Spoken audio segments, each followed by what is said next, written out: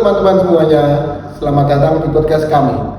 Perkenalkan, saya Noval Kurniawan Dwi Saputra. Dan saya Aran Ramadan.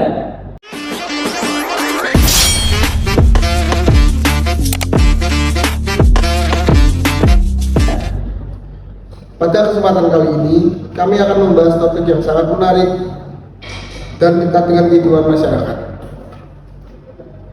Yaitu tentang model birokrasi yang diterapkan di tingkat kelurahan.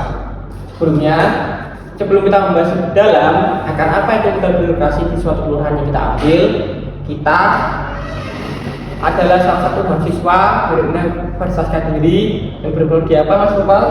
berarti administrasi publik. Nah, di sini adalah salah satu yang terbaik di Kota Kediri. Terutama di tahun-tahun terakhir, 1 tahun 2 tahun terakhir, Universitas Kediri sudah memiliki akreditasi yaitu unggul. Maka dari itu, teman-teman wajib dan bisa jadi opsi pemilihan di perguruan tinggi. Selain itu juga fasilitas dan sarana prasarananya juga oke loh teman-teman.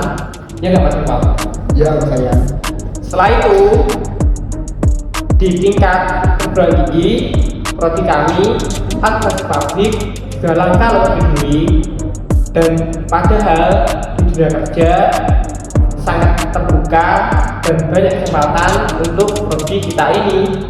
Mari teman-teman yang mau bergerak dan mau merubah untuk kebijakan dan arah negara kita ke depannya dalam menyertakan kebijakan pelayanan publik, kita bisa ikut membahas dan ikut mendalami lebih paham lagi dalam prodi administrasi publik S1 di Universitas Kediri. Nah, setelah itu kita akan bahas lebih dalam tentang apa itu model birokrasi di Kelurahan Tosaren. Nah, yang menarik dari Kelurahan Tosaren adalah mereka menerapkan model birokrasi berupa perpaduan antara hierarki administratif tradisional dengan pendekatan inovasi digital yang berorientasi pada pelayanan cepat dan masyarakat. Kalau biasanya masyarakat menganggap birokrasi itu identik dengan pelayanan lambat, prosedur rumit, dan banyak tahapan, ternyata sekarang mulai banyak perubahan yang terjadi di tingkat pemerintahan bawah. Dan hari ini kita akan bahas tentang apa saja, yaitu pertama, bagaimana model birokrasi di Kelurahan Tosaren. Yang kedua, bagaimana penerapan pelayanan publiknya. Yang ketiga, tantangan yang dihadapi dalam implementasinya. Dan yang keempat adalah apakah model birokrasi seperti ini efektif dan efisien untuk mencapai masyarakat modern dalam memenuhi kebutuhannya pada saat ini. Jadi buat teman-teman yang mau mendengarkan stay tune sampai akhir karena pembahasannya bakal relate banget dengan kondisi pelayanan publik yang sering kita alami sehari-hari. Baik, untuk pembahasan podcast kita yang pertama, kalau kita mendengar kata birokrasi, jujur saja ya, sebagian masyarakat pasti langsung berpikir ribet, lama, harus antri, atau akan dipersulit. Menurut kamu, kenapa stigma seperti itu bisa terbentuk di masyarakat? Kalau menurut saya pribadi, karena memang dalam realitanya birokrasi di Indonesia sejak dulu identik dengan sistem administrasi yang sangat formal dan prosedural. Semua harus melalui tahapan tertentu. Ada banyak syarat, administrasi, dan proses pengambilan keputusan juga berjenjang. Di satu sisi, itu memang penting untuk menjaga ketertiban administrasi pemerintahan. Tapi di sisi lain, kalau terlalu kaku, justru membuat pelayanan publik menjadi lambat. Apalagi dulu pelayanan serba manual.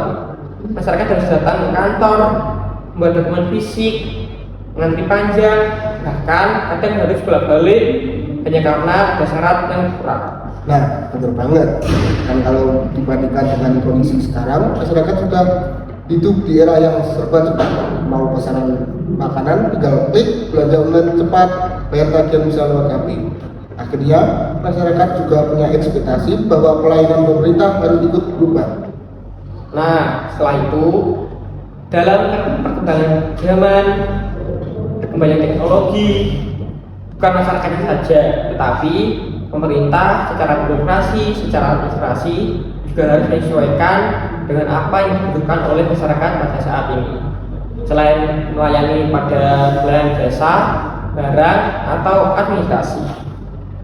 Sekarang masyarakat ingin pelayanan yang cepat, jelas, transparan, dan mudah diakses. Kalaupun bisa, tanpa pungutan biaya atau pungli. Karena perkembangan teknologi membuat pola pikir masyarakat berubah.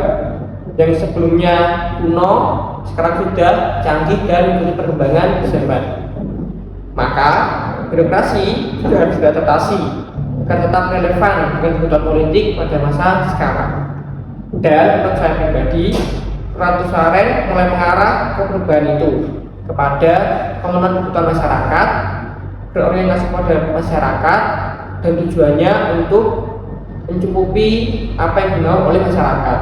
Dengan karena itu, Ratu Saren cukup berbenah dan mulai mengarah pada perkembangan zaman seperti sekarang. Baik, itu tadi untuk pembahasan kita yang pertama. Sekarang kita lanjut ke pembahasan yang kedua. Nah, sekarang kita masuk ke pembahasan yang kedua. Pembahasan yang pertama. Sebenarnya seperti apa model birokrasi yang diterapkan di Kelurahan Tusaren? Nah, dari saya dan juga teman saya, dari hasil pengamatan dan pembahasan yang kami lakukan, Kelurahan Tusaren masih mempertahankan sistem birokrasi administratif secara tradisional.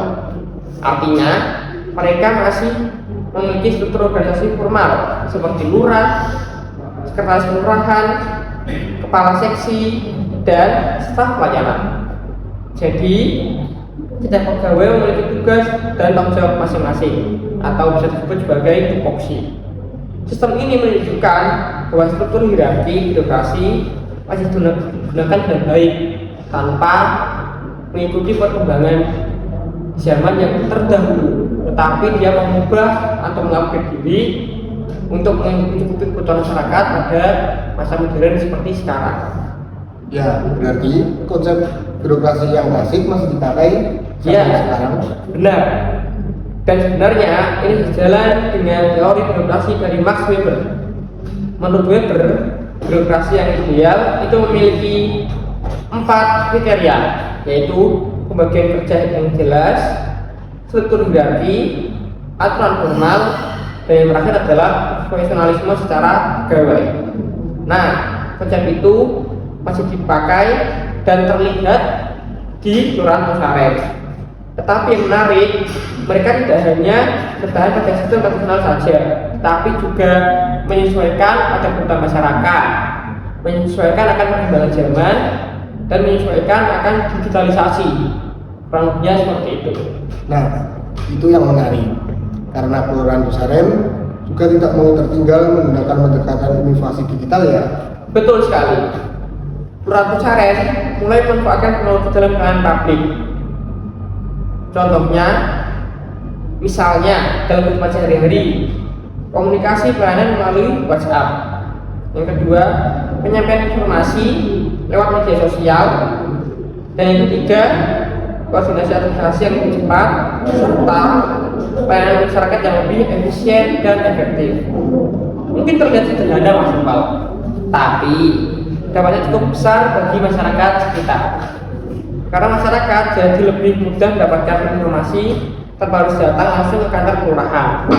Apalagi di zaman sekarang semua orang punya HP dan hampir semua orang punya media sosial. Jadi kalau butuh apa-apa tinggal membuka media sosial dan mencari tahu apa yang dibutuhkan dan apa yang bisa dicari. Nah, model yang diambil oleh Kelurahan Tusaren yaitu menurut saya dan Noval sudah mengikuti perkembangan zaman, sudah mengikuti akan digitalisasi pelayanan dan tidak melepas akan tupoksinya masing-masing. Menurut saya itu sudah sangat baik diterapkan oleh kehidupan masyarakat sehari-harinya di Kelurahan Tusaren.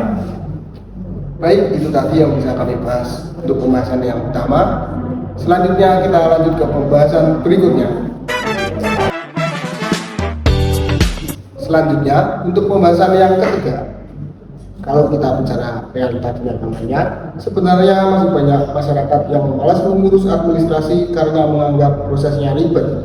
Contohnya, mengurus surat domisili, surat pengantar, atau administrasi kependudukan lainnya.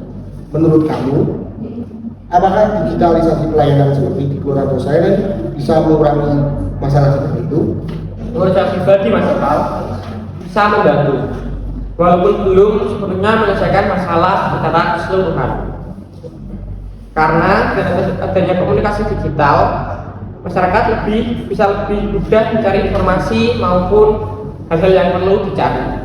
Misalnya, sebelum datang ke kantor, masyarakat bisa bertanya dulu, apa saja sih syarat administrasinya, jam berapa pelayanannya, dan prosedur apa yang harus dilakukan pada saat ingin melakukan ke sana.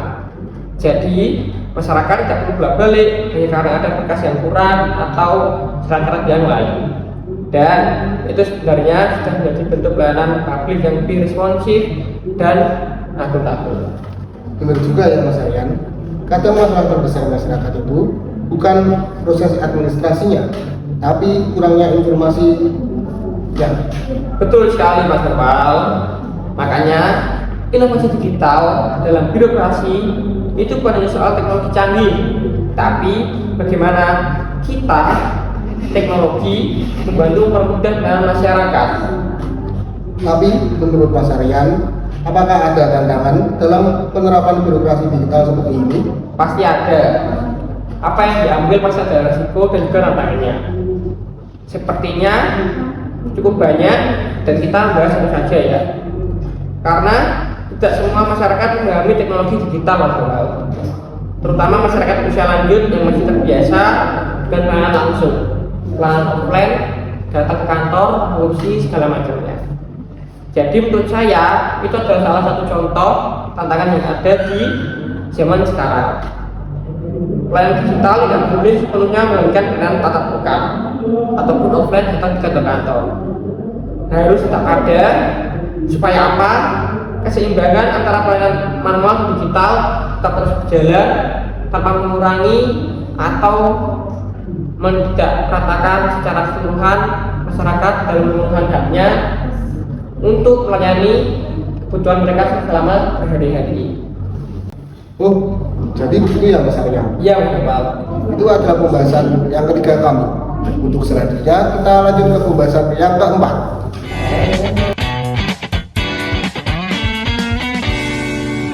Baik, selanjutnya kita akan masuk ke pembahasan yang keempat. Kalau menurut kamu Mas Aryan, Ya, Pak. model birokrasi Kelurahan Tosaren ini apakah cocok disebut model birokrasi seperti apa ya? Menurut saya pribadi, Mas Nopal, model ini bisa disebut sebagai birokrasi hybrid atau birokrasi campuran. Karena mereka tetap mempertahankan sistem hierarki formal, aturan administrasi, dan struktur organisasi tradisional. Tetapi di sisi lain juga mulai menerapkan akan inovasi digital, pelayanan cepat, dan pendekatan yang lebih dekat dengan masyarakat. Berarti Mas Aryan, birokrasi yang sekarang harus lebih fleksibel ya? Iya, kita tetap harus mempertahankan nilai tradisional lama, contohnya mengurusi administrasi secara offline atau tatap muka, tapi di sisi lain juga mengupgrade atau ikut perkembangan zaman seperti mewujudkan digitalisasi pelayanan dan layanan online. Dan hal seperti itu bisa membantu masyarakat untuk memenuhi kebutuhannya, terutama pada spek administrasi. Dan menurut saya, hal seperti ini harus ada dan memang penting. Karena kalau birokrasi tidak berkembang, masyarakat bisa kehilangan kepercayaan terhadap pelayanan pemerintah. Benar sekali Mas Nopal, karena masyarakat sekarang semakin kritis terhadap pelayanan publik. Kalau pelayanan lambat sedikit saja, bisa langsung viral di media sosial. Jadi birokrasi dituntut untuk lebih transparan, lebih cepat, dan lebih responsif terhadap kebutuhan masyarakat. Selain itu, inovasi birokrasi sekarang bukan lagi pilihan, tapi kebutuhan untuk menatap masa depan secara administrasi pelayanan publik yang lebih baik lagi. Itu tadi pembahasan kami yang keempat. Selanjutnya kita akan masuk ke pembahasan yang terakhir.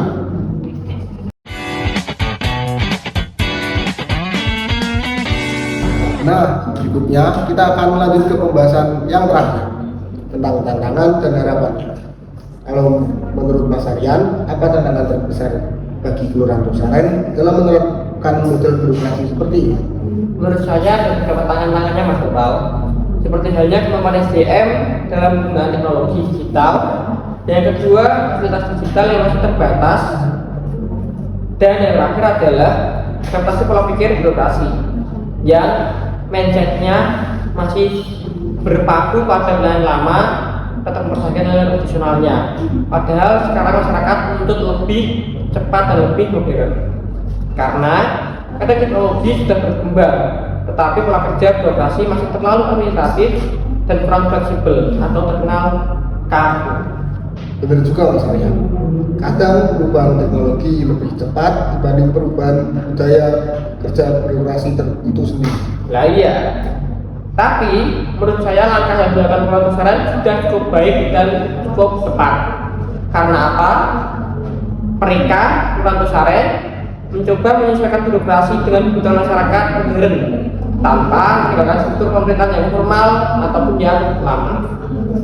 Baik, untuk kesimpulannya, baik teman-teman, dari pembahasan kali ini dapat disimpulkan bahwa Kelurahan Tosaren menerapkan model birokrasi berupa perpaduan antara hierarki administrasi tradisional dengan inovasi digital yang berorientasi pada pelayanan masyarakat.